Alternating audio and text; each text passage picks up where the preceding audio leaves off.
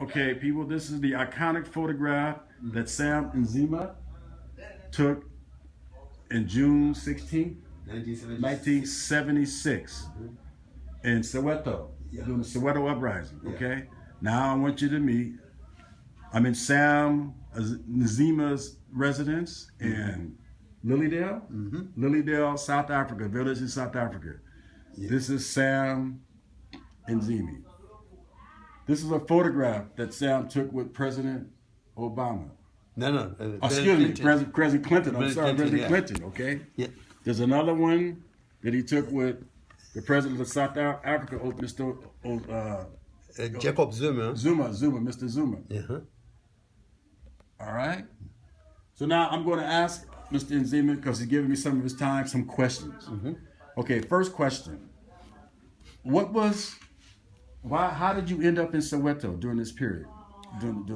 Well, I was a photojournalist in 1976. Okay. Now we got an information that on the 16th of June, the students are going to march in Soweto against the big demonstration of Afrikaans. You know, the languages here were being colonized by the British. Right. Then the Afrikaans. Right. The British took over. They controlled the whole of South Africa. After that, the British Commonwealth of Nations in 1960, they pulled out from South Africa. They left us with a Republic of South Africa. But the Afrikaners, they took over in a Declaration of Independence. They took over the Republic of South Africa, and now they wanted the people of South Africa to learn the demonstration of Afrikaans, their language, the language of the ruler of that time. Tell the young kids what is Afrikaner? Who is that? Afrikaans is a language which was derived from Holland. When the Hollandian people, the Dutch, came to South Africa, right. They arrived in South Africa, they changed the Dutch language into what they called Afrikaans. Okay. It's a language which is a Dutch language, but they converted into what they called Afrikaans. Right. Yet we were being colonized by the British who were talking English in South Africa. So the people of South Africa could not accept it. The students could not accept the language of Afrikaans because for many years, and all the teachers were being taught in the medium instruction of English. Right. All the teachers, they know how to teach English, but not Afrikaans language. Right. So the ruler, the apartheid ruler, was forcing us to learn everything in their language. So the student took into the street to protest that we cannot be forced to be taught in this medium instruction of Afrikaans language. Right. So that's what happened in June 6, 1976. So while they were protesting, the apartheid police arrived and they told them to disperse. They started to sing the song which is now a national anthem called Sigelela Africa. Okay. And the leader of those police crew, he told them to shoot, and he pulled out his gun and shot directly to the crowd of the students. Okay. And the hell was loose. All the policemen were shooting at random. I saw a little boy fell down. I went there with my camera first. I took the picture of Hector Pietersen.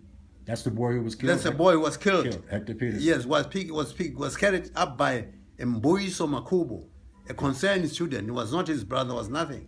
Just a concerned student. Yes. Who was concerned about the concerned about the dead boy there. He picked him up, rushing to try to get the nearest car to take him to the clinic. And his sister, Antoinette, is that the boy who was killed, sister?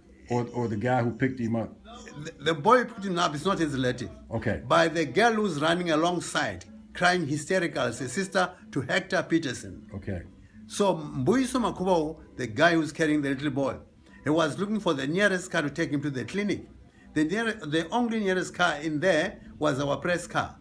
Okay. So we took him in our press car to the clinic where the doctor certified him dead on arrival. Okay. So that's what happened on June 6, 1976. All right, so that's how you ended up in Soweto. All right, now tell some of my young kids, my young students in America, what was it like to live during apartheid as a person? What was life like in South Africa during apartheid? It was a horrible thing in the sense that we were not allowed to mix with the whites, toilets for whites only, blacks on the other side. When you go to the bus, we're not allowed to be together. In the shop, we're buying through the windows. We're not allowed to move into a supermarket and pick up anything that we would like to buy and buy it on our own. You have to tell them what you want. They'd have to go get it. Yes, and bring they give it to you, and you cannot return it. Once you say, I want that one thing, master, can you give it to me? You'd have to say master? Yeah, you have to say boss. Boss, or master, yes. or sir? Yes, sir, so that it can save you. Then at school, so also, were not allowed to attend the same school with whites. There was separate school for blacks and for whites only. Right. It was called a Bantu education. Bantu education, right. Yes, it was mean that it's the education for the black people only. So there was a white education on their own, that they were attending their own schools, where all the facilities there were available. At our school were no proper facilities, nothing at all.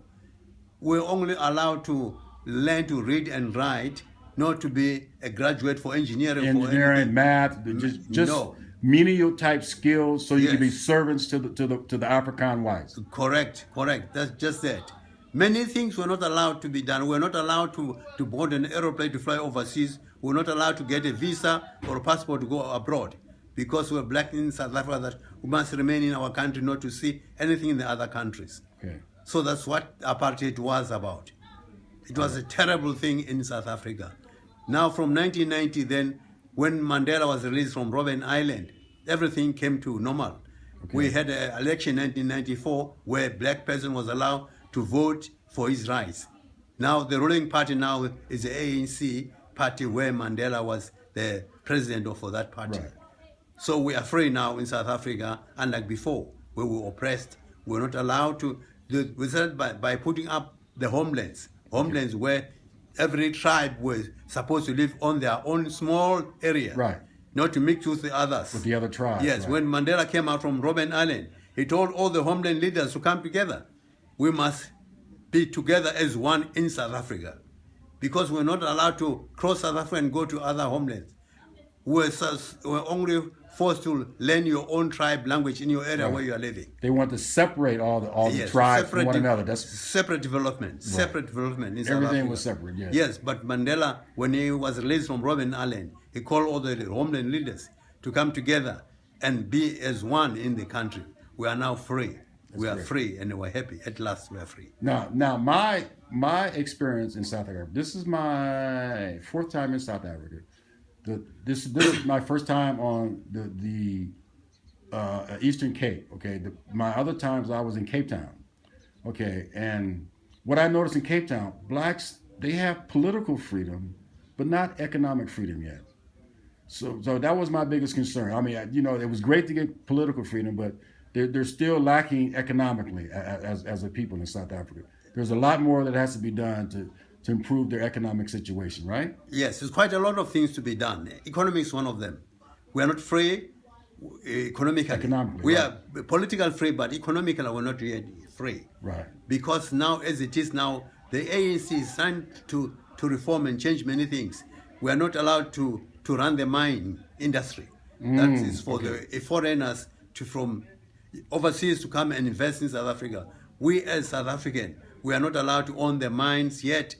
Is that right? Even now? Even now, we are forging ahead to get into that, because reason being is that we have no technology of how to control or manage the mining. Right. Okay. Yes. As blacks, the whites have all that technology. All those technology, and they don't want to give it, let the blacks have it. Now we are busy doing that. We are going to school to study mining. Right. Or quite a lot of students at the school learning mining work. Quite a lot of them now, they are running the mines. Okay. Yes, this is a beginning. We cannot just jump into it and say, get out, we are taking over. Right. Because we have you don't have the skills yet. We have no knowledge and no skills. Yes, but now the skills coming out gradually. Yes, gradually. Yes, great. It's a process to change these things. Right. We are ready to take over now. Great. Yeah. Okay, Mr. Nzima, I really appreciate this. Yeah.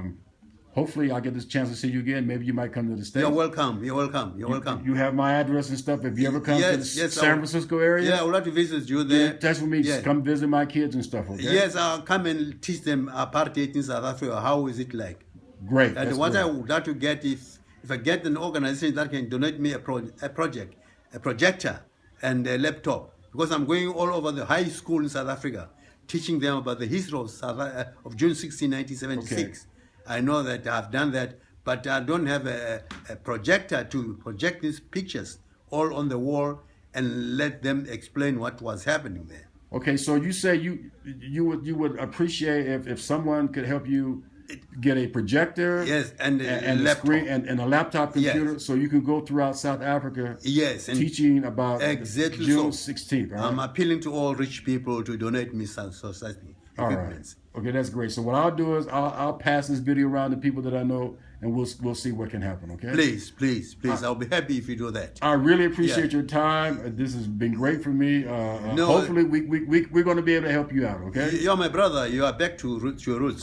These are my roots. Are from Africa. Yes. That's right. Yes. My roots here. Yes. That's where I come. Okay, my roots here. That was why when I was in Cape Town, it was shocking.